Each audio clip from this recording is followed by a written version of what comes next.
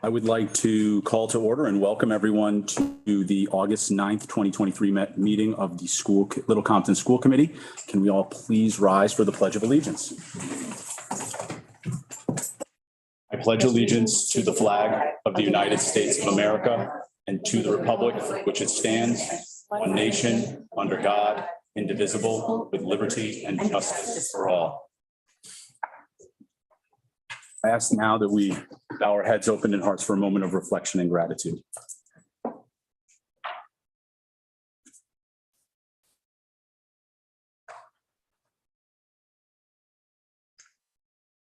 Thank you. At this point, thank you for coming out tonight. I see our guests in the crowd. I would like to move up action item 8.1 to the top of the agenda and vote to approve the school committee scholarships, and then we will then award the scholarships to our recipients this evening. I have a motion. So moved. Do I have a second? Second. Beautiful. We'll vote via roll call. Jennifer? Travis Audi, Aye. Hannah Ayotte, Aye. Megan Gonzalez, Aye. Mike Rocha. Aye. Beautiful. Once again, thank you all for coming out here tonight. This is probably, this is my favorite meeting of the year because we get to honor the families that not only contribute to the continued education, but also the students and the families that are in the trenches day in and day out and get to this point of continuing their education, and scholarships are always helpful in any format they come in. So thank you all for applying. I will say this at the very beginning. Every year we have folks that apply. Some are more detailed than others. If you have friends or other family members, be as thorough as possible. If a teacher can write a response for you, or a principal or a peer or a coach or anything like that, it definitely helps us. We look at these blindly, so we have no names attached, and we kind of get as much information as we can through the scholarships you've applied for, and then also details that you provided, both your extracurricular activities, your scholastic accomplishments, as well as those notes from leaders in the community and teachers and such as that. So I do want to take a moment to recognize Miss Leslie Wilson, who is here. The Bogle family are catalysts in continuing the education for the children in this town. There are several scholarships that they have their name attached to, and we couldn't be more grateful to Leslie, her family, and the legacy that they continue to leave for Little Compton, and then also the students that go on to secondary education. So Leslie, thank you so much. If you'd like to say anything, please, it'd be a pleasure. In reading the recipients, they are just outstanding folks, and my family couldn't be happier for those receiving the scholarships this year in memory of my mother, my grandfather, and my great-grandfather. Beautiful, beautiful. And to echo Leslie's thoughts there, we sit down, myself and Sue, Jennifer, we look at these recipients, you apply to these scholarships, and it's, I tried to be involved in stuff, but my gosh, all those that applied are impressive. And those that are here tonight really just go above and beyond, both in the classroom and outside the classroom. So thank you all for taking the time, both during your school career, but then also to apply for the scholarships, which we love to give out here. All right, we're going to start with the Ruth Combs Bogle Memorial Scholarship. Ruth Combs Bogle was a first grade teacher for 25 years and a major contributor to the Christian Education and United Congregational Church. The recipient of this scholarship plans to pursue a degree in education. And this young lady is excelled in both academics and athletics at Portsmouth High School. She has been a 4-year member of the basketball team and also has spent years on the track team, volleyball team, and tennis team. She has been active in many student council events and has been a 2-year member of the National Honor Society. She will be attending Salve Regina University in the fall, and she'll be majoring in elementary and special education. Miss Maeve Tullison, congratulations.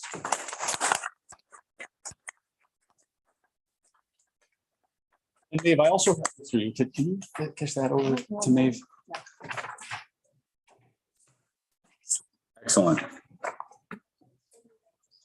And then also, it was noted at the graduation, I still think there should be some sort of award for your sister, I believe, Deidre Tullison, who Perfect did attendance, not yeah. miss a day of school. I don't want to take any of the spotlight off of that, but the Tullison family, congratulations. That's something impressive.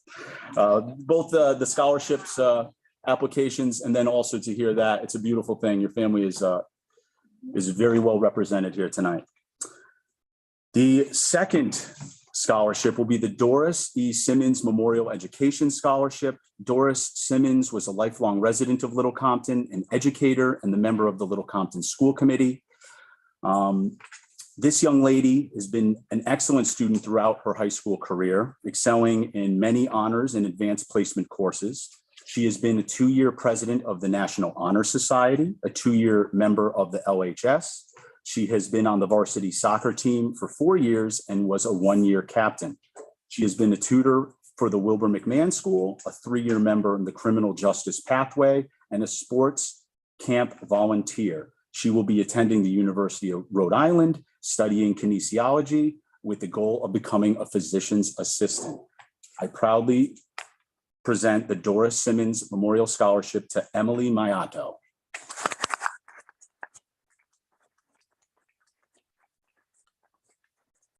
We have this for you here. Thank you. More of these. We could do them quarterly. Yeah. Get everybody involved. All right.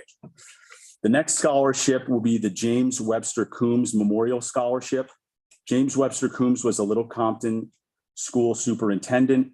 This recipient demonstrates leadership characteristics in school and community support, as well as scholastic achievements. This young lady has excelled academically throughout her high school career. She has been a member of the varsity soccer team for 4 years, in addition to the soccer club, the sailing team, and 2 years as captain of the hockey league. She is very active in community service activities, including fundraising for the Special Olympics, the Leukemia and Lymphoma Society, and the Holiday Hope Project.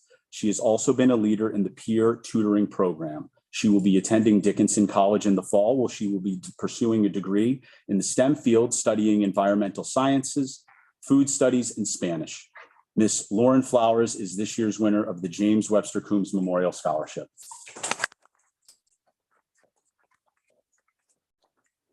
Miss Lauren Flowers, my apologies. Thank you both. Oh, I is Lauren here tonight? No. She's not. Which takes the pressure off a little bit. Summer. I had known that. No, I'm kidding.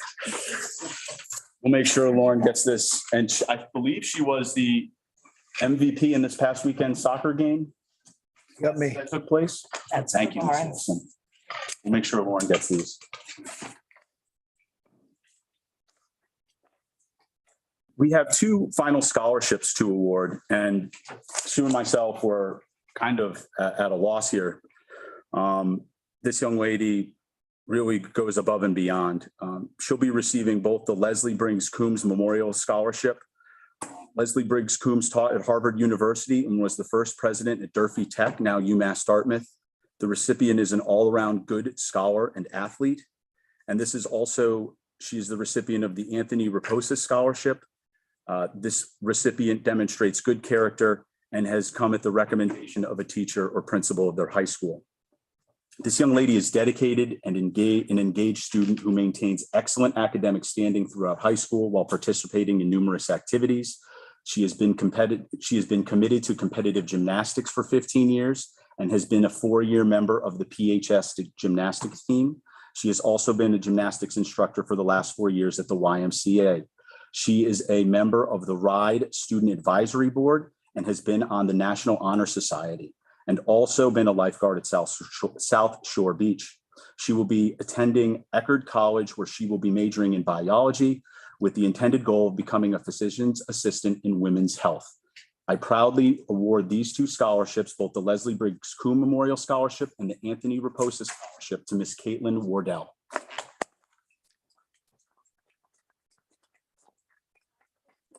Caitlin Caitlin left to start college today, early this morning. Oh, wow. So. We've been in these predicaments before. Here, Thank you so much for coming out. she's very thankful for this. We're very thankful for her. The write-up provided by the principal was quite impressive. Thank you.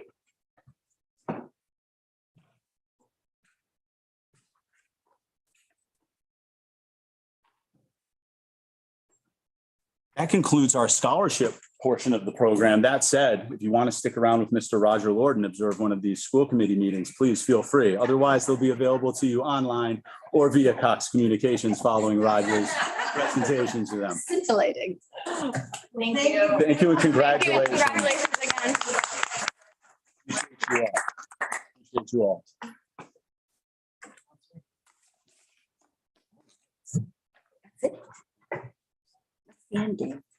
Where were, I know, it's just consent agenda. Here we go. Item 2.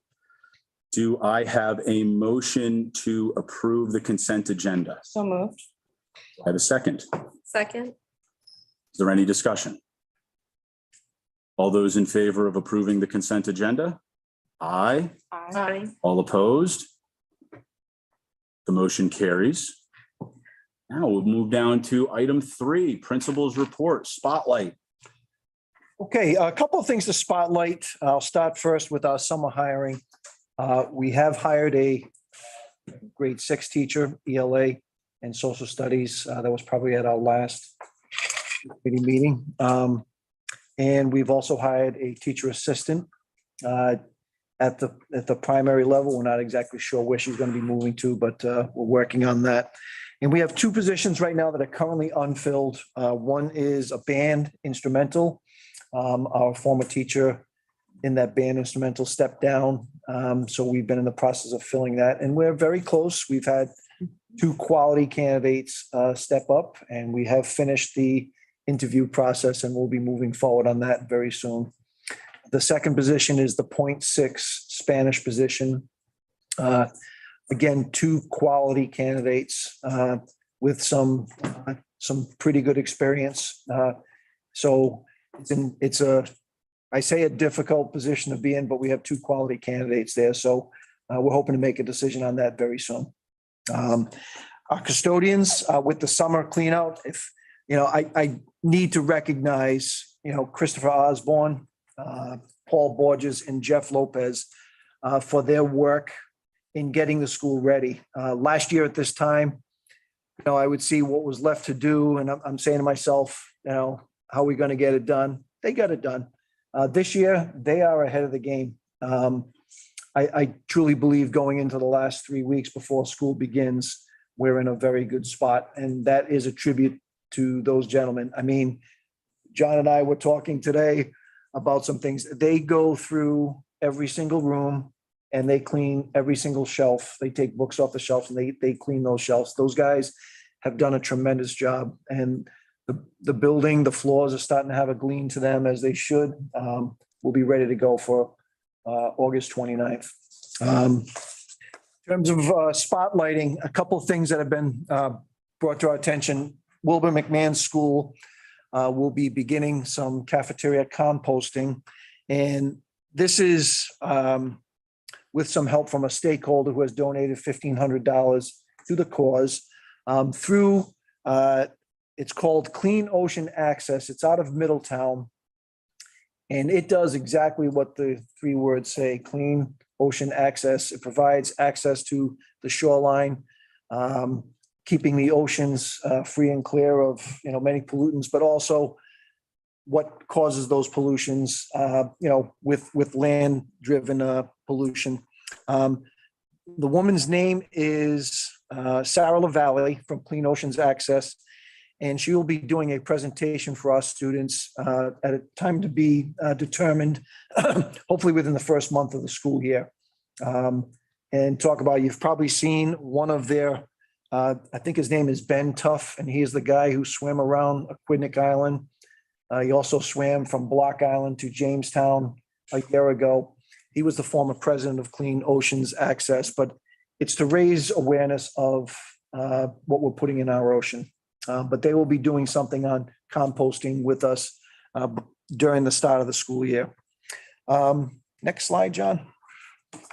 I know we talked a little bit about the next generation science assessment that our students in grade 5 and grade 8 took at the end of May. They truly hit it out of the park. I'll go over this a little bit. We did get some numbers from the state, although we don't know where we finished with regard to the state. The state of Rhode Island had a proficiency rate of 29% on the science assessment, including only 9% who were highly proficient. Grade 8 students at Wilbur McMahon School were 58% proficient, including 19% highly proficient. So it's outstanding. And I'd truly be playing that up if it wasn't for our 5th grade students who absolutely crushed it. The state of Rhode Island for grade 5 had a proficiency rate of 32%, 13 being highly proficient. Our grade 5 students were 74% proficient. 42% of them were highly proficient. The highest in the state. If it's not the highest in the state, I'll have to eat my words, but they absolutely crushed it. I mean, They really did. And as evident as last year, it's the same group last year who were number 1 in both ELA and in math. In the entire state. In the entire state. The score is no doubt attributed to the hard work and diligence of our students, stick-with-itness. When they take the test, although the science test is different than the ELA and math, it's about an hour long, but you know what? They paid special attention to each and every question and truly hit it out of the park. And I say this about our 5th graders who were, close to 30, they were 32 points higher than the state average. You know what? Our grade 8 students were 29% higher. That's still outstanding, and they should be recognized for that. Finally, and we have a parent here, even though she's not necessarily here for this. Next slide, please. Newport Public Schools with the Community College of Rhode Island have hosted a summer camp in the summer. It's a 2-week camp on cybersecurity. We had 2 students who participated in this program, Evan Doherty and Hope Martin. The reason why we have this picture, first of all, as you know, cybersecurity, talk about jobs, there are 1 million jobs out there and there are only about 400,000 people to take them. They don't have enough people in cybersecurity. So Newport Schools and CCRI have had a summer camp for the past 4 years that they've run. And 2 of our students really caught the eye of the governor and the commissioner of education, Evan Doherty and Hope Martin. They had some great input.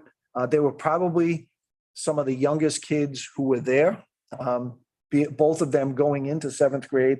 And this is a program for 7 through 12. The governor, Laura, you can speak to this. Did the governor have a conversation with him after this took place? So I believe when they were shaking hands, they were talking about Rhode Island history. Mhm. And Evan expressed his wealth of knowledge in Rhode Island history and talked about all the towns and cities and asked the governor if he would have a summer course on history, Rhode Island history and geography. So yeah, that was it was one of his highlights there. He really Awesome. liked I love that. Even though he met the governor before when they sang at the State House. That's true. Yes, you're He's right. like, well, I already met him. becoming very familiar. Oh, okay, but you didn't have this conversation. So that was something that he really Awesome. enjoyed having Yep. and being able to put his input in. These 2 students, Hope and Evan, really did a tremendous job down there. So they should be And- recognized. If I may, Sure. I did get the email from Ashley Cullinane from the Department of Ed, and she's a former reporter for Channel 10, I believe. Mhm. And usually when RIDE reaches out, it's not always great news. And so this was about your son. They didn't know his last name, but he bowled them over. And then forwarded to Jack, and the rest is history. They- They're coming on campus, I believe. Yes, they have to do a program on this. And they also, they did interview Evan the other day, Mhm. through Zoom. So I just need to take some pictures and send them, and then he will be spotlighted on the RIDE website. Oh, And they were on the RIDE site already. Yes, This thing was. Yeah. So he'll be a student spotlight. Yeah. so proud. On the RIDE website. Wonderful. okay. That's so He cool. was nervous, very nervous talking to her. Not so nervous talking to the governor. Nervous talking to her. We were so impressed with them. Great news. That is it. Oh, that's fantastic. That's a lot. Thank you. Great spotlight. Awesome. All right, moving right along to item 4, the superintendent report and summer programming. Okay, this is our third year that we have a partnership with Little Compton Community Center for the entire month of July, where all Wilbur McMahon students go to the enrichment camp for free. And last year it was Caitlin Harlow who was the director. The year before that, it was Amy Watts. And this year it is Julia Tripp, who is the child care program director for, just got a promotion for Little Compton Community Center. Welcome. And Julia really put her own spin on things this year, and she's brought some slides. Would you like to speak to some of the activities, the Westport River Watershed Alliance, Elizabeth, is it Basiel? The Beisel, Oh. I should know that, the Olympic swimmer visited our kiddos. So take the floor, Ms. Tripp. I need to go over so everyone can see me better. Sorry about that. You can flip to my next slide. No, we're good. We're good. So yeah, it has been such a pleasure to schedule and figure out camp this year, and then it's been even greater pleasure to run it. The kids are just wonderful, and I am so excited to be a part of this community now. Thank you so much for this partnership with the ESSER grant. We were able to help 96% of our summer camp families. I gave priority to the Wilbur families because I know how many folks from this community really benefit from getting that free childcare for them a whole month of July. And through between, whether it was a one child family or two child family, we were able to help out 34 family units, which I was really, really excited to look through my numbers today.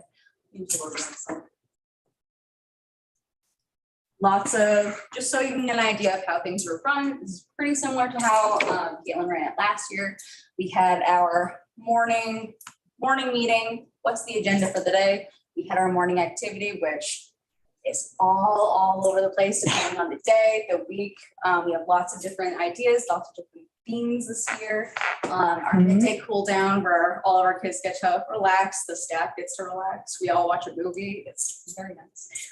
Today we got to do movie theater seats, which the kids love. Afternoon activity, which is always fun. Pickup and aftercare, which again, I thank the school tremendously for paying for aftercare for the month of July as well. That has been a huge help for the folks who needed it. I could name a couple families in particular. I won't, but I know a couple families in particular who were why I'm their mouthpiece right now. But there were some things that stayed consistent throughout the weeks and are holding true as we enter our final week of camp next week. We go to the playgrounds Monday through Fridays. We have our water play Tuesdays and Thursdays, which can look like a couple different things, but pools, water guns, water balloons. We just had our inflatable water slide this past Tuesday, which was a lot of fun. And a lot of, bikes and scooters is Wednesday morning. So that's my apologies for the the low key appearance. Because Need. we all know that drill. If you go to the next slide, please. So I think I might have mentioned each week had its own theme. Week 1, where we were all trying things out, was superhero week. One of the weeks that I was most excited about because it's just so fun to plan superhero activities. Some of our activities are listed on the left side. Our special guest of the week, we don't have a special guest every single week, but most weeks we had some sort of really fun outsider come in and show us what's happening in the theme. We had the fire and police department come, and they brought more than I anticipated. They brought several fire trucks. They brought an ambulance. They brought a police cruiser. I think they brought another police cruiser that we couldn't even get onto the property because there are just so many. I asked for help, and they brought it to us, and they were so cool with the kids as far as showing them what they do, answering all of their questions. Our kiddos had a laundry list of questions, which I loved that they got to see what some of the most important members of our community are doing. Go to the next slide, please. The following week was STEM week, science, technology, engineering, and math, which we went over that acronym every single day. And by Friday, every single kid was able to tell me exactly what that stood for. You can see some of our activities on the right.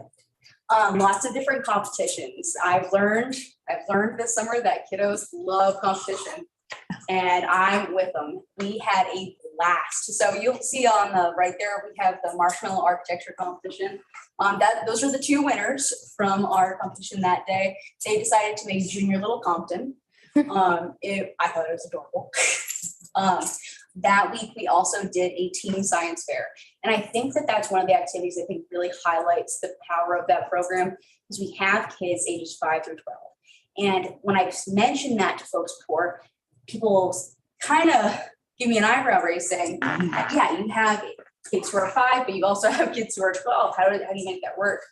I had a kiddo who was 12 years old, who was one of my real star mentors towards my younger students, who throughout the entire time there, I didn't even have to ask him. He was always happy to include everybody, was always happy to be one of my mini leaders, to the point where by his 3rd week and final week there, I was calling him my little counselor in training. And the teen science fair is when we were giving them these science kit boxes, which were a little challenging. Once we opened them up and checked out what was inside, they're from a really awesome company that were donated by one of the members of the community center. And we were able to see a really awesome thing of having these older students helping out our younger kiddos, and together making like these really amazing projects. Next slide, please. For this week is under the C week, another really exciting week to plan. Our special guest that week, you will see her nature name is what she preferred us to call her by, her as Clover. She brought in different crabs. All of our kids talked about how much they love crabbing, and lo and behold, that's what she brought. I was so pumped. I reached out to that program just in my own experience. So I grew up in the Westport school system, for full transparency. That was something that they brought to my school every single year. And so I reached out, and remembering how fun their activities were and how well thought out their programming was. That was also super important to me, is that I was able to find folks who had that experience to work with. We have 26 kids. And as I just mentioned, lots of different age groups. And so I wanted to make sure I was having folks in who have that experience and know how to work with hands-on fun activities. You can also see some other little moments in our week. One activity that I've actually pushed throughout our weeks at camp, just because they love it so much, is up in the top left corner. We do boat building during water play for our kiddos who don't want to go. Their bathing suits on or go wet. They get to use recycled materials and make their own boats. And that one was just one of the most impressive. And then for our next slide, please. Olympics week. Wow. So essentially, if you can think of a field day experience, imagine that, but the whole week long. And we're getting lots of energy out this week. Our special guest of the week, you can see her in the blue in the right picture. That is Elizabeth Feisel, Olympic swimmer, 2-time medalist, which I've been told to mention as much as I can. She was just a delight to talk to. She's super laid back. She came answering all the questions to some of our kiddos, did research the night before, wanting to ask her specifically about her achievements. Some kiddos just wanted to know if she's ever seen a shark while swimming, which I don't blame them. Other activities for that week that I want to highlight is at that bottom picture. So they're doing a cup stacking race. Another thing that we learned throughout the summer is that our kiddos also really love doing stations and things that will allow them to engage different parts of their brain. So in these stations, the station that I ran was cup stacking, of course. We also have a Lego building station. We had a different arts and crafts challenges. And then we also did a egg and spoon race with the ping pong ball and stuff. It was lots and lots of fun. I'm happy to go to the next slide, please. I'm happy to answer any questions, but I put some silly pictures up for you guys, but I am happy to answer any questions that you might have about our programs or policies. And I appreciate our partnership this summer. Wonderful.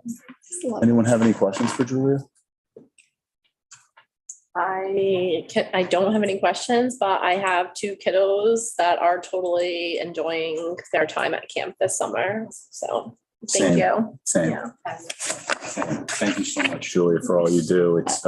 It is awesome to have this available. I say it every day when I walk in to drop Duke off. I see Miss Lydia there. I say, this is the best that we have this in our town. So I'm glad that this partnership with the school and the ESSER grant works out for the 34 families. And then this month, again, another, the ton of families that are still participating. So it's a great thing. It's a beautiful thing. It really is. So one more year. Hopefully Good rolling. find a way to sustain it. Yeah, there'll be more grants to find, Lori. Keep the ball rolling. Well, we have the fall, so onward. Yes. Yeah, go. Thank you, so Julia. much. Thank you, everyone. I appreciate Hey, it. take care. Bye.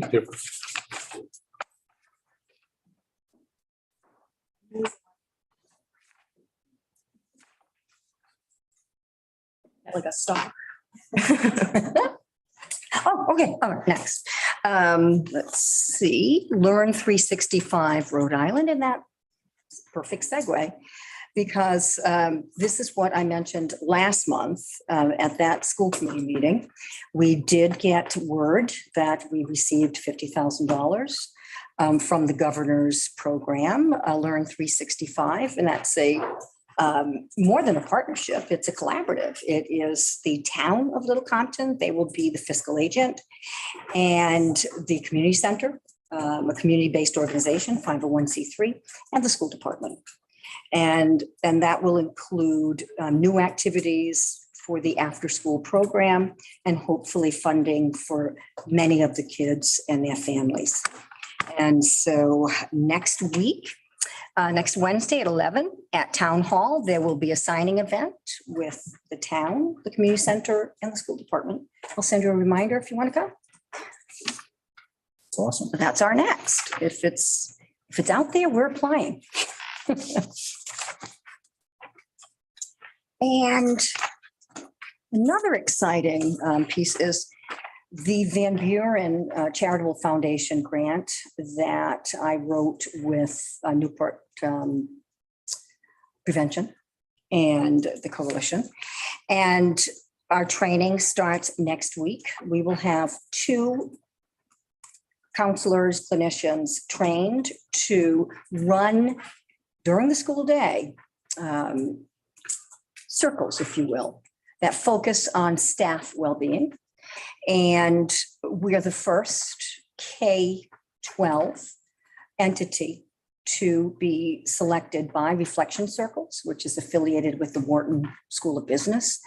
They usually work with Fortune 500 companies. They are flying up from Philly, Catherine and Kate.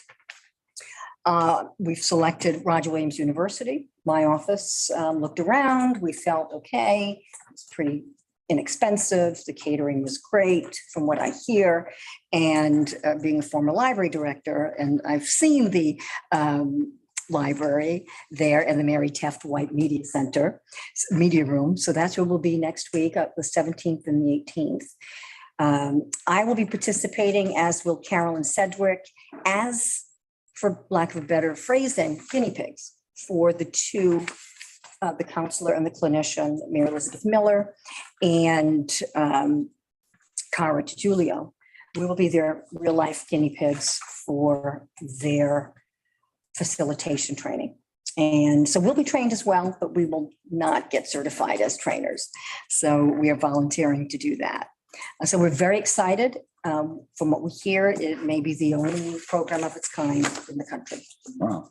So if it is a go here at Wilbur McMahon, the Van Buren Charitable Foundation would like to scale it across the entire East Bay, every school district in Newport County. So this is an exciting thing. And so we've written some of the expenses into Title II, which is our PD federal grant. And the Van Buren Foundation is funding most of it, the training, et cetera. And those two professionals will get a stipend. I think it's $3,000 each for this work. Just one, one block of money. And so we're very excited, knowing what the pandemic has done, in public education, the enormous changes that we're all navigating. And that's what the program will focus on, navigating change. It's a very positive framework. And so I have to got my homework assignment tonight. I'll be doing that until next week. So we have some exciting things going on with our students, our staff, and our community.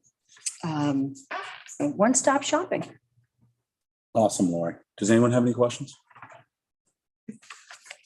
Beautiful. Item 5, the finance report. His ears must be ringing somewhere, wherever He's he is. probably watching, but he's indisposed and hello, John, and could not make it. And I'm so out of my depth, so I won't even attempt to offer an in-depth explanation as he does. We've decided to chunk it with more specificity, the entire agenda moving forward. And so, John usually goes over fiscal year and then revenues and expenditures. And so you'll have to wait and we'll double dip next month. But he did ask me to give a quick update on the capital improvement plan and also the solar project. We did receive the $75,000 from the Renewable Energy Fund, which is being managed by the Rhode Island Commerce Corporation. So that is imminent. And also the federal grant, I did hear from Newport Renewables, that 30% comes to us post completion.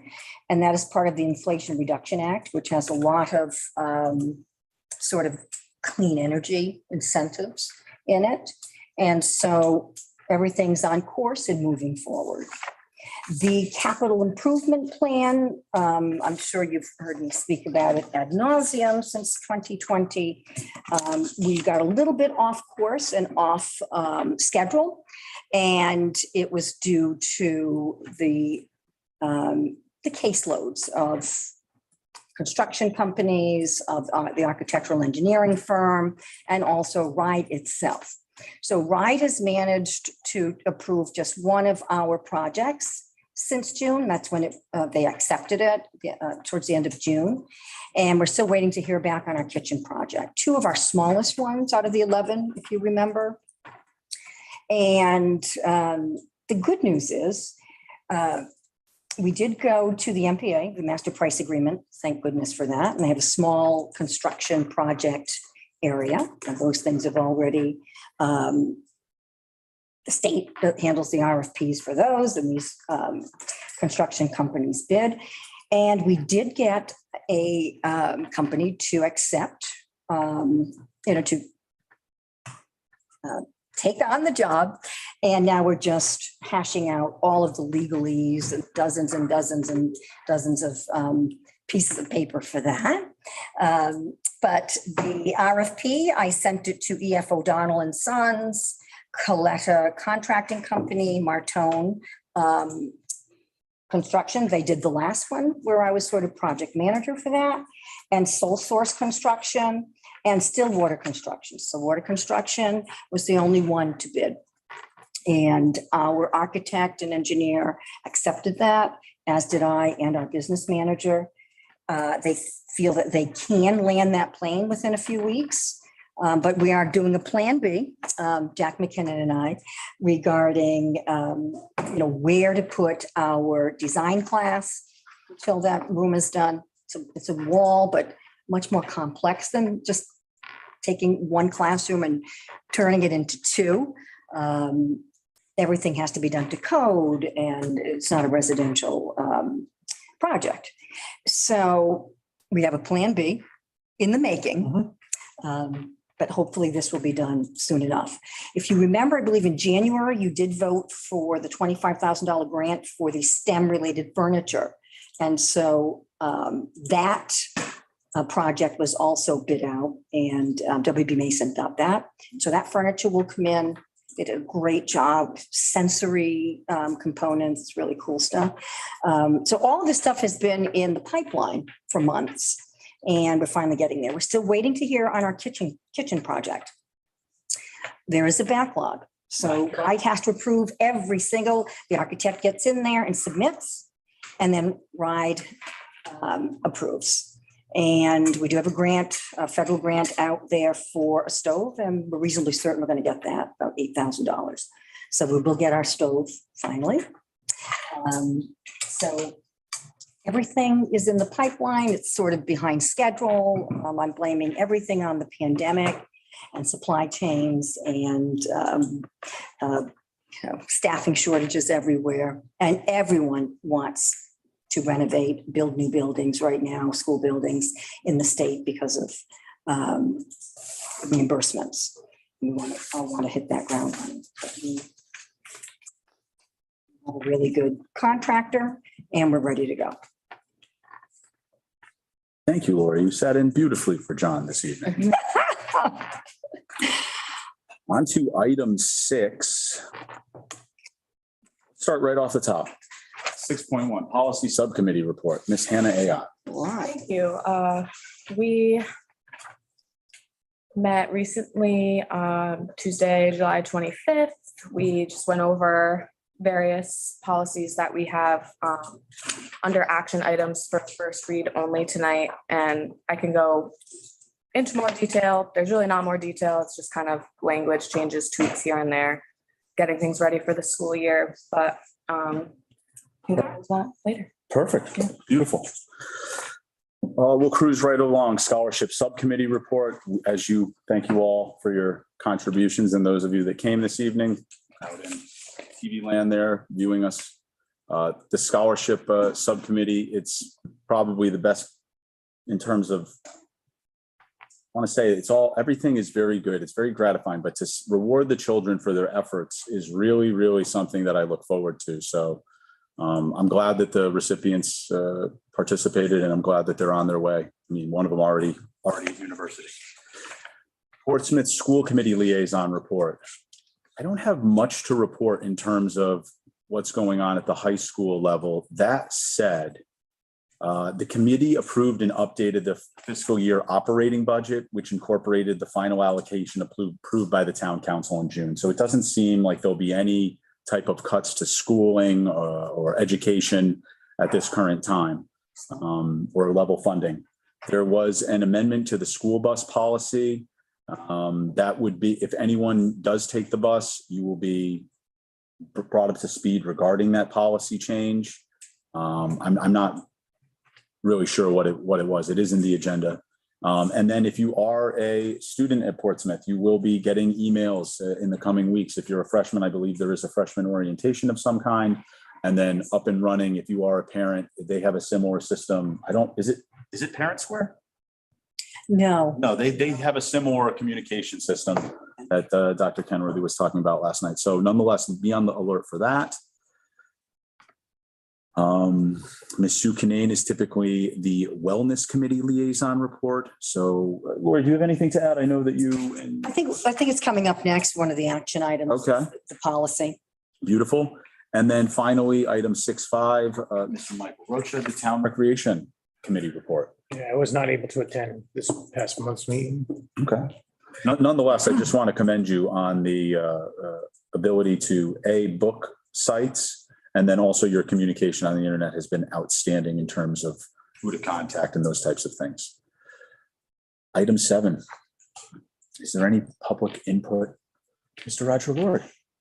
Regarding the NGSS testing that took place, it appears that we did very well with that. Congratulations. Yes. Age-old question, how did Barrington do? That's what we don't know. That's yes, and East Greenwich, yeah, And East Greenwich and Jamestown. yes. Those are the competitors. Kingston Hill. In Kingston Hill. We don't know right now. All they've given is just we know our scores and we know what the state average is, but we don't know the individual school scores yet. Thank you. We will definitely be That's a good watching. question, though. But this We're waiting as well. Yeah. this cohort of kids did beat all of those districts last year in 4th grade in ELA and math achievement. So we're on a roll. Thank you. Any other public comment? Good. All right.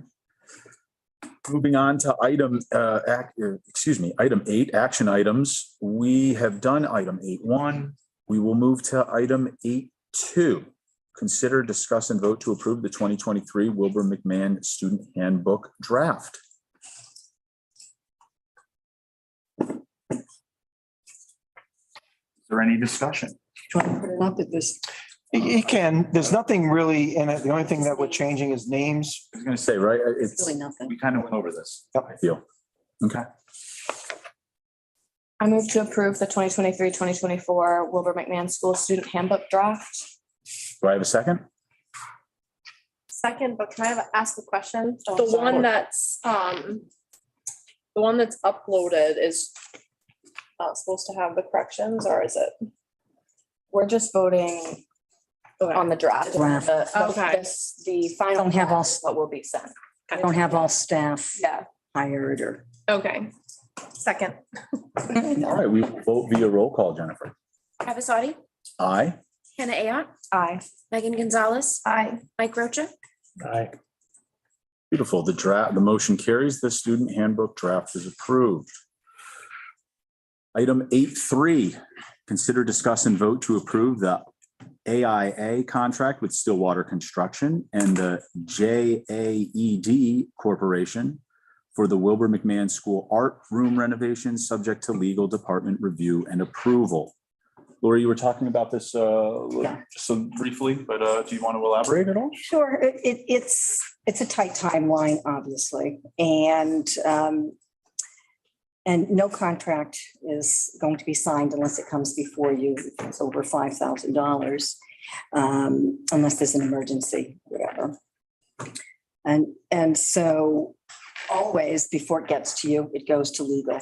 And because this is the first contract relative to this 5-year capital improvement plan, it seems like we've been on this road for a long time. First $50,000 grant and RFP for architectural engineering, and now we're really putting pedal to the metal because this is the first one. And I think some of this is replicable. You have those 3 documents, even though it's one of our smaller jobs. I think Jonathan will be project manager for one of the biggest ones, which is the gymnatorium. This is $250,000. So with the dissolution of the region and our having to capture some space for a true student support services department with a conference area, et cetera, we really need, this. I know it's a tight timeline. I think every district in the state is dealing with this. But everyone's happy with Stillwater Construction. They've passed the smell test with our architect, our engineering branch of that, I think, your law firm, not quite sure. And the references have been incredible. I called Rhode Island College's head of construction and maintenance, had effusive praise for Stillwater Construction. I called Susan Zimick. She is the University of Rhode Island's small construction project director, effusive praise and also Burrville School Department. So we have two, higher ed institutions who use Stillwater and also Burrville School Department. And so I think everyone feels good about this. And if I may just add to that, what we would be looking tonight for from the committee is a motion for the committee's approval of the contract subject to final legal department review and authorization for the superintendent to sign off on the final agreement once it's solidified. You'll see a lot of changes in the contract templates that you were provided. Those still need to go back to the Jade Corporation as well as Stillwater Construction. I don't think that there's really going to be any significant holdup. This type of project is, although from a layperson's perspective, relatively, the layperson's perspective, it's a decent chunk of money, but for school construction, it is very small. And, but that doesn't mean that we skimp on any of the review going forward. So once my office can give the final blessing on that, then it will go to the superintendent, who, based on our legal advice, will then make a final decision. But we obviously need your approval to enter into any contracts. So that's what we're asking for this evening. As the superintendent stated, it is a compressed timeline. My office was able to work over the weekend to get most of those revisions to you. That's why you received the contract so late in the day. But ultimately, I do agree with the superintendent that I think we're in a good place. And if the school committee has any questions or concerns, we can certainly attempt to answer those tonight or get answers for you. Go to the link. So you can go to district, the drop down on our website, and down to RFPs. And so everything is up there. And we'll just keep on adding these as we go through the list of 11 projects approved by this committee. Perfect. Go ahead, Michael. Do you have any questions? Does anything? Michael's trying to- So has the fire marshal reviewed these plans? No. But they are so tight with code at Studio Jade, the architect and the engineers. So I'm reasonably certain that they will pass with flying colors. So I would feel better that if this was subject to a fire marshal approval in addition to Sean's approval, legal approval, because we don't want to set ourselves up that we didn't go down the right avenues, and then to make sure that everything is done. They may have drawn this up, but let's make sure that according to the fire marshal, that everything is correct as well, right? I mean, that would be the right thing to do. I've expressed myself to Sean that I think this is way too tight on a tight line, on a deadline. Oh, I agree. This is not doable. Oh, Not in a short, not in 20 days, not in 20, if your school's starting on the 29th and today's already the 9th. that's why we need a plan B. So we certainly can subject this to fire marshal approval if there are concerns regarding compliance with fire code. And I agree with Mike that it's difficult to give your stamp of approval on this without having those answers with you right now. So if you were to subject that to fire marshal approval, we would have to go and get that prior to entering into the agreement. The open question would be how long that slows down the project. It could be that we find out that it has already been approved by fire marshal, at which point then we just continue to move. What would the fire marshal be approving? Making sure that the plan design for the classroom meets fire regulations and codes relative to means of egress, things of that nature. These plans are typically reviewed, but I don't know enough about the review process for this particular plan to know for certain to state. Typically, a certificate of occupancy from the fire marshal comes at the end of the build.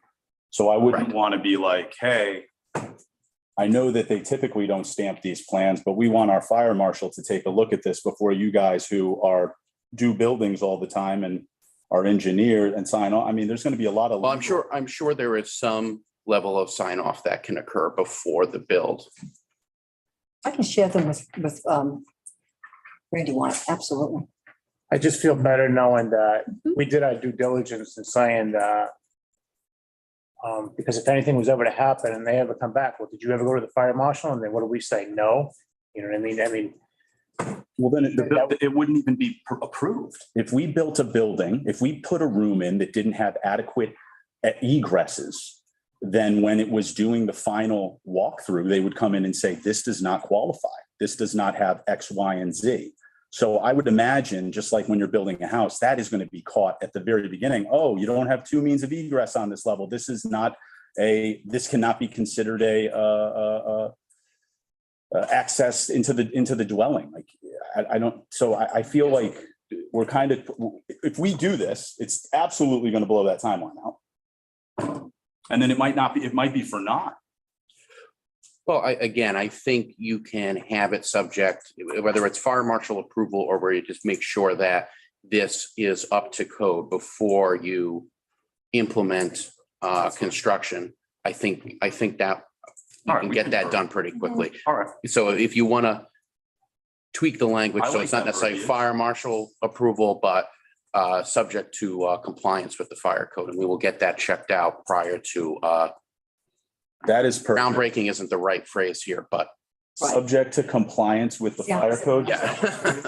yeah, I mean, I wouldn't want to. No, that makes sense. I'm with, listen, I like that. I wouldn't want to go build a room and then, hey, by the way, this doesn't meet code. And then guess what? You got to do it all over again. Listen. Right, it's gonna um, take it longer if we agreed. mess it up now, so. Yeah, just that it complies with, and it is scrutinized, all these plans at the wide level.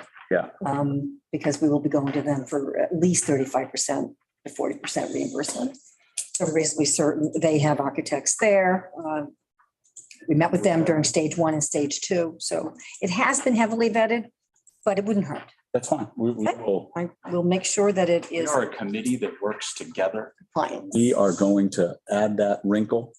Did you get the? I think so. So Go ahead. Sean, let me Yeah, know if this meets all of the requirements.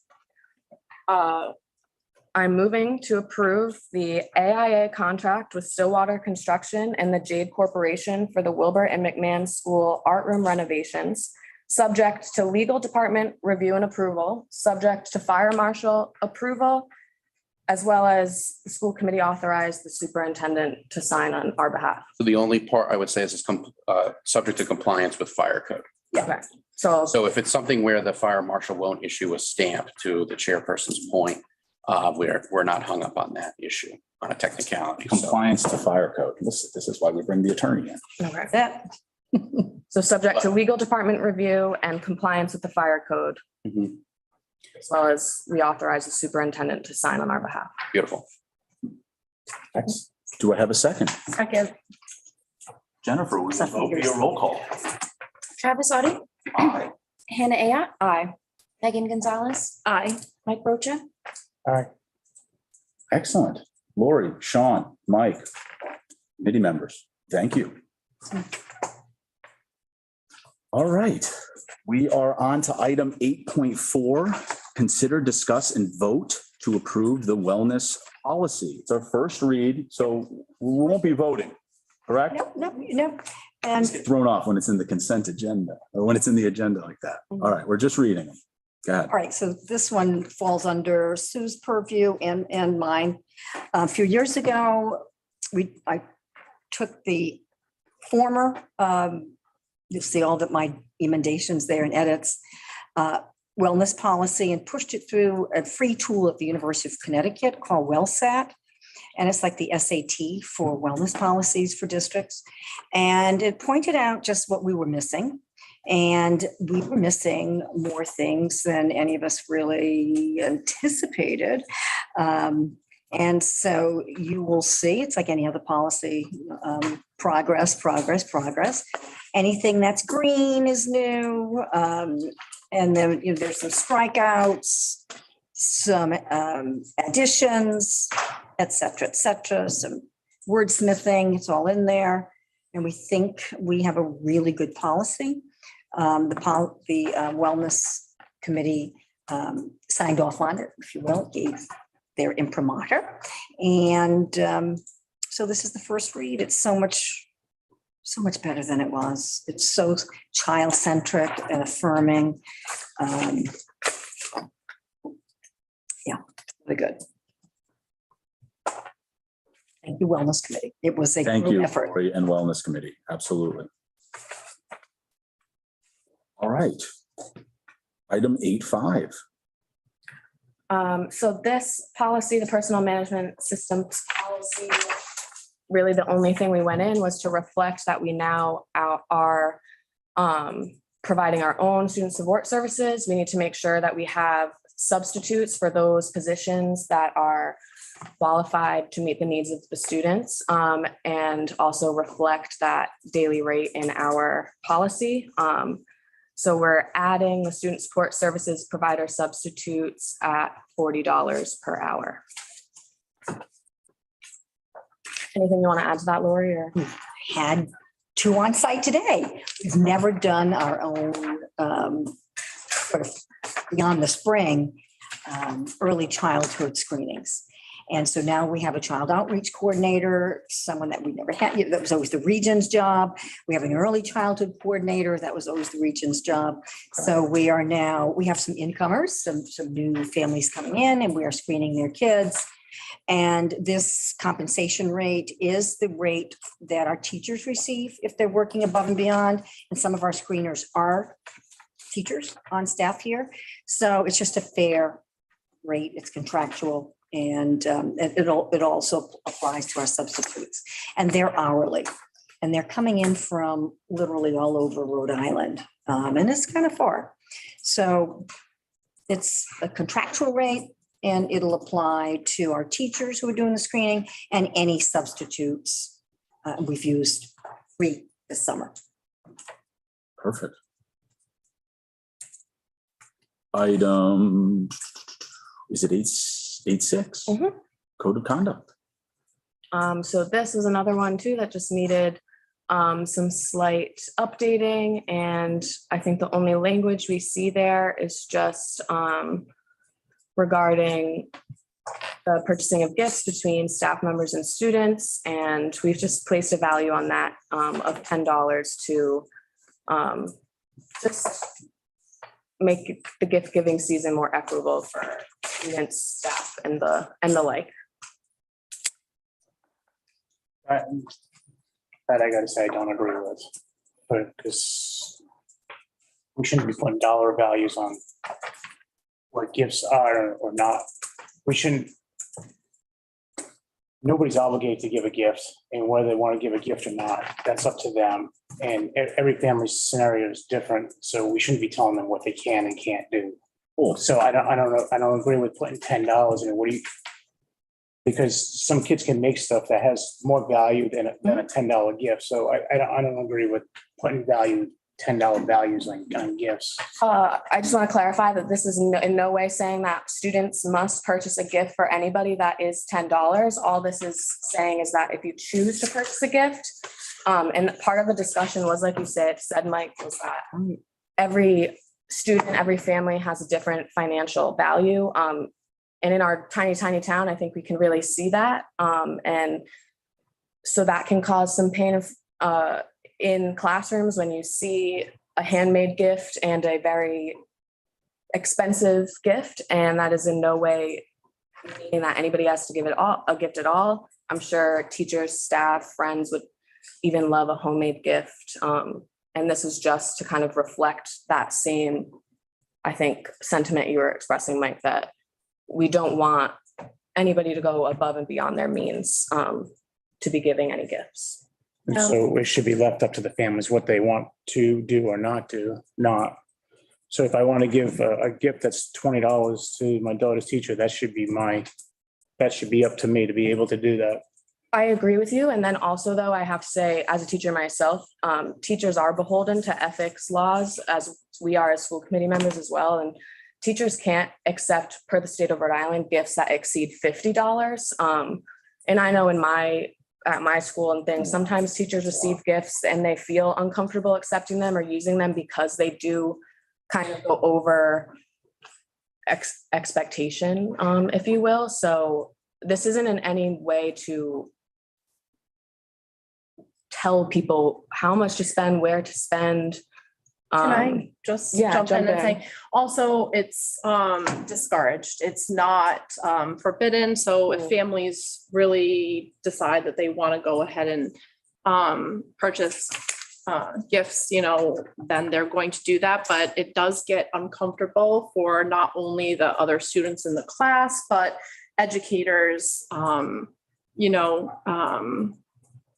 themselves. So I think that setting a $10 limit is equitable and appropriate in this situation.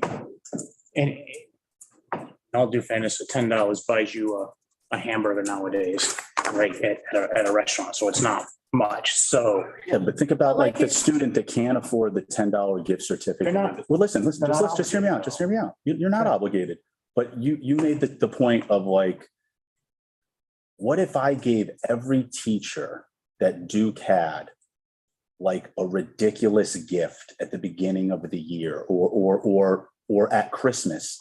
And then the other kids, maybe they don't give a gift, maybe they do or not. But then there's that awkwardness between like, It happens. is somebody owed something? I hear what Hannah's saying about the ethics thing and these types of things, but that perception that trickles down into the kids. And I mean, a $10 gift certificate or somebody making something, to your point, I think that you can't really put a value on that. So if a student was to make something for a teacher, that's a different ball of wax, unless it's like a whittled canoe or something. But I get where you're both coming from. But I think in the public setting, I think equitability, where a student sees, hey, so-and-so brought in gifts today. Oh, well, I'm bringing in gifts tomorrow, or I'm not bringing in gifts at all. But it's not going to be to a point where it's like, gosh, everybody gets to give the teacher a Yeti and I can't afford a cup of coffee. This is brutal. Like I don't want that for the kids either. So I mean, if I may. oh, please, Lori. Um, I thought this was for Secret Santa, to be honest with you. I just reading it. I thought you were capping the teachers Oh. from, I didn't know. So It does say that it would be, discouraged, and if a gift is to be given, the value should not exceed $10. And I can see both sides. I was raised by a single parent, an incredible single parent who was ultimately quite successful. But there were many years when my mom was self-employed, and we had some years that were not great. And she had 4 children. And so we couldn't compete with our neighbors down the street, whose dad was, a state rep and owned a huge insurance company. And I felt this as a child, and I made my own gifts. I've also worked in a district, in a university town, a district that was quite wealthy, and received gifts that were so extravagant. When I was teaching advanced media skills, et cetera, I was stunned and it was uncomfortable. So I've experienced it as a child, during lean years in my family's history. And I've experienced it as an educator in a wealthy community. And it really is icky, no matter what lens you're looking through. The child's I lens. remember it as a kid. It was not fun. Right. That's just made my. And also the educator lens. Times the extravagant gift is not off-putting, it's appreciated, and always given with care and appreciation. But there's such a disparity in every community in terms of family wealth. And to any instance where that's telegraphed, either in the cafeteria, around the holidays, when gift giving occurs, we need to disrupt that, really. First read, so a lot to think about. A lot to think about. It wasn't an easy one to hash out. No. It took us a few hours. But All right. Item 8.7. So this is the designation of responsibility in case of emergency. This just went to kind of clarify that chain of command. If the superintendent were unable to perform their duties, we need to make sure that there is someone with the proper certifications able to assume his, her, or their duties. And so we've added in that in the event that the certified special, we've added in that if the superintendent is incapacitated or unable to perform the duties, the certified special education director will assume the duties. If that person is not able to assume those duties, the principal will then step in. The school committee also does have the power to appoint an acting superintendent if conditions Let's just not even necessitate, yes. suggest these types of, I ski without. yeah. So I can speak to that. We do need to, thank goodness this is the first read because a little bit of a boo-boo. It should be student support services, but so this policy has always been in existence and it always referenced just the principal. There was never another district administrator. With the dissolution came a lot of change and another administrator with the district level administrative certification. And so that interim or acting or whatever, just in case the superintendent is indisposed, on vacation, hit by a bus, count as an avalanche while skiing, whatever. So Just away. I mean, my gosh, doesn't have to be like a. right, so yeah, so it's just adding another administrator. And then if that administrator is indisposed, because both of these positions are part-time, and superintendency and the student support services director, then, it could be a combination. It could be Jack and principal and that person. So, yeah. Got a question on that. Go right ahead. So who has the certifications besides you to hold the position that you hold right now? So if you're not here, No one has the superintendent certification, but Mark Dufresne, that position, he's holding that position as a student support services director. He has a district-wide special education director cert. So he is central admin. He's a central administrator. And so it's just sort of, the chain of command, if you will, even though we're leaders among equals in this century, the chain of command is district and then building. And so any district administrator, no offense, Jack, Offense sort of, taken. covers a bit over any building level administrator. So at least it gives the school department choice and adds someone. So since we hired him, even before we hired him, we knew we would have to change this. A building principal administering a district with a district administrator present I get it. wouldn't be too cool, Could happen, but wouldn't be too cool. this does not refer to any timelines or anything as far as, No, never did. I think it's been around for a while, but as far as like timelines, as far as how long somebody else would hold that position. When would the school committee be able to appoint a new superintendent and acting superintendent? None of that is addressed in this.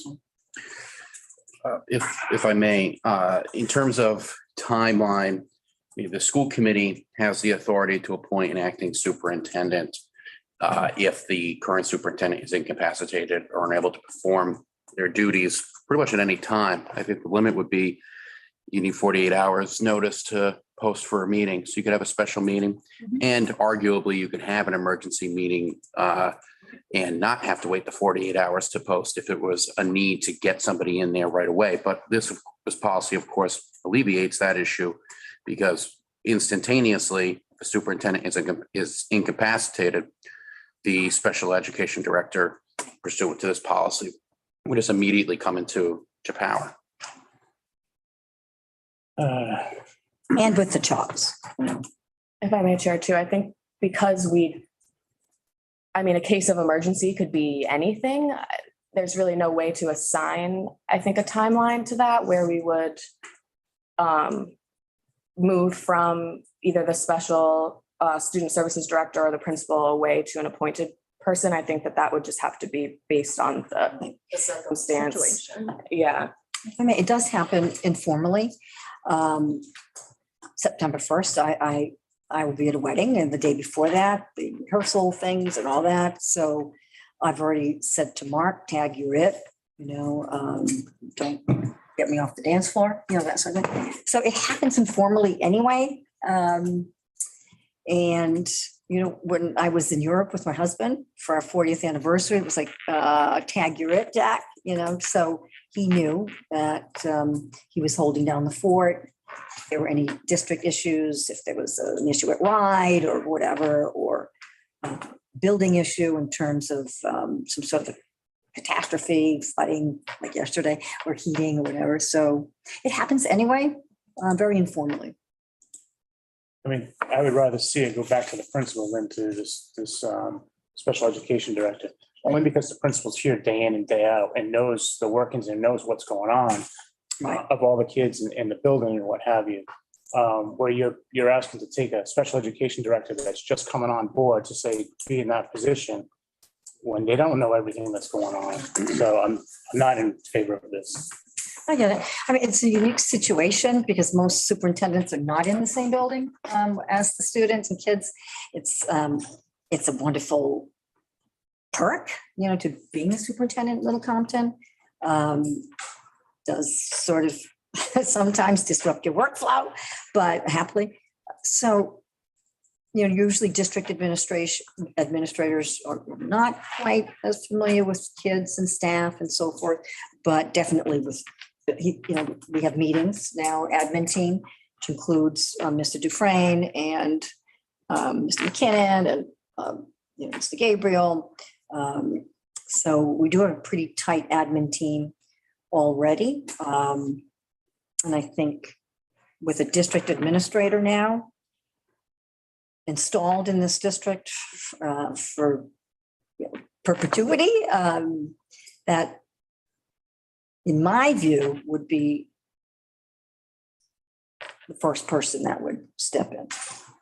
I mean, heck, what other district actually uses a special education director as the next person in line?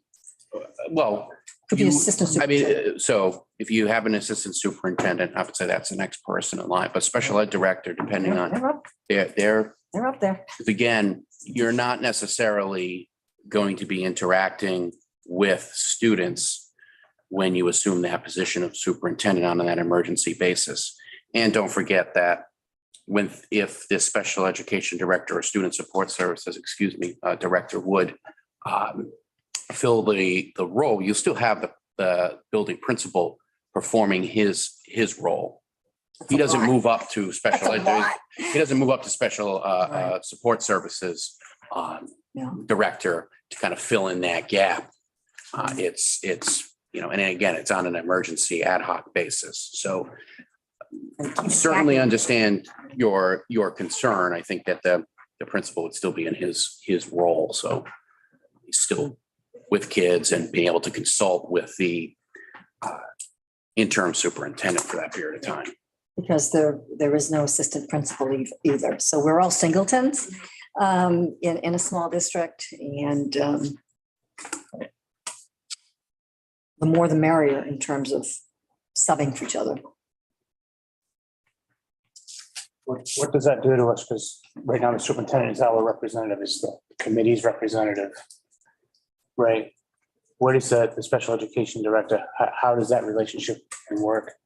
If Lori's still alive, it works the same way. We only need to get involved if she's incapacitated, and we need to make a decision to move forward to award or recognize a new superintendent. But if Lori's out of the building, this gentleman can oversee it, and Principal McKinnon can still be the acting principal without disrupting the day-to-day minutia. We would never, Sean, can you kind of give me a scenario? What if Lori says, well, I'm going away for a month and just doesn't come, an abandonment of a job? I don't understand. Well, right. I mean, something along those lines. We're talking about a different scenario here. Yeah. We're not talking about anything on an emergency basis. And in terms of the role relative to the school committee, it's the acting superintendent. So presumably on that emergency basis, they would fill the shoes of the superintendent in all aspects, including communicating with the school committee as needed. Maybe if this is a true emergency, maybe the Friday night memo doesn't go out, but other than that, we're communicating with the school. I'm sure I'd probably get a call. And everything would kind of move on smoothly to the greatest extent possible, given whatever the emergency may be. God forbid. And then Jack can, when I told Jack that we had this policy when he was first hired, he's like, what? Because there's no district where it would be. Where'd you go from principal to? You're doing both, yeah. And so other districts have, an assistant superintendent, Operation. operations and maintenance director, special education director, curriculum director, you name it, full-time business manager. We just don't. And so, but Jack, he was very happy about the change here because he has enough. He has 3-year-olds to 14-year-olds. And doesn't matter how huge or small a school is when you're dealing with that range. Every day, there's truly every day, there's something. So nothing major, but so he doesn't have to be taken offline and he can just focus on the care, safety and education of the kids and the district administrator next would fill in. Thank you. Reminder, all tonight's policies were first reads. So if there are concerns, we can have further discussion. Right. And certainly hear everyone's thoughts on the matter as we move forward. Item 8.8. Consider, discuss, and vote to approve the 2023-2024 Little Compton School Department Wilbur McMahon School Employee Handbook Draft. Did you get the link from I did. Carolyn Cedric? I've been flipping through and Quite good. Yeah. I give all the credit to Carolyn Cedric, HR. was it in this format last year? I believe so, yes, it has been. This is an enjoyable format. Yeah. For these types of, We started working on it a few years ago. I'm not going to lie. I grabbed Barrington's. I looked for exemplars throughout the state, shared it with Carolyn. I said, have at it. And we just sort of, worked sometimes independent of each other, adding, subtracting. There was nothing. And we had some issues with staff and social media, nothing major, but we really didn't have any language to point to. And so that was the impetus. It was really a positive impulse. And it is a great place to just sort of centralize everything. And that's also where we add new policies that you adopt as a school committee that affect staff in a positive way. And that's where we can, put summaries. And so it's a living, breathing document always, and it parallels the work you do. she does a great job. You all do a great job, but she does a really great job with this. She is amazing. I know she's watching. Thank you, Carolyn. Watching. All right. I will consider a motion. Just one question. How come the request for the school committee was not put on this agenda? What's that? There's normally a section where we can request items. Oh, was that left off? Well, we're on item 8.8. No, it's not there. Oh, I don't know why it's left off, but it's not there. We'll do that before we close. That's fine. I'll make sure we do that. Do you have a particular request or are you just asking why I it don't was know left why off? it's not. Well, two things. Yes, I do. Well, let's get to that. Hold that thought, Michael. We will do that, requests from the committee regarding the administration and legal following item 8.8. Yeah, take the vote on 8.8, and I'm gonna recommend, since it's not on the agenda, that if Mike wants to convey his request to me and or administration after the meeting, he can do so. Just so there's no Yes, so we're not out of order with the, the OMA. why we have the attorney here. I would have added that and we would have been. good board docs. I move to approve the 2023-2024 Little Compton School Department Wilbur McMahon School Employee Handbook Draft. Second. We will vote via roll call, Jennifer. Travis Audi, Aye. Hannah Ayotte, Aye. Megan Gonzalez, Aye. Mike Rocha, Aye. All right. Item 9.1, consider a vote to adjourn. So moved. Do I have a second? Second. All in favor? Aye. Aye. All opposed? Not one of us The meeting is adjourned. I thank you all for your time.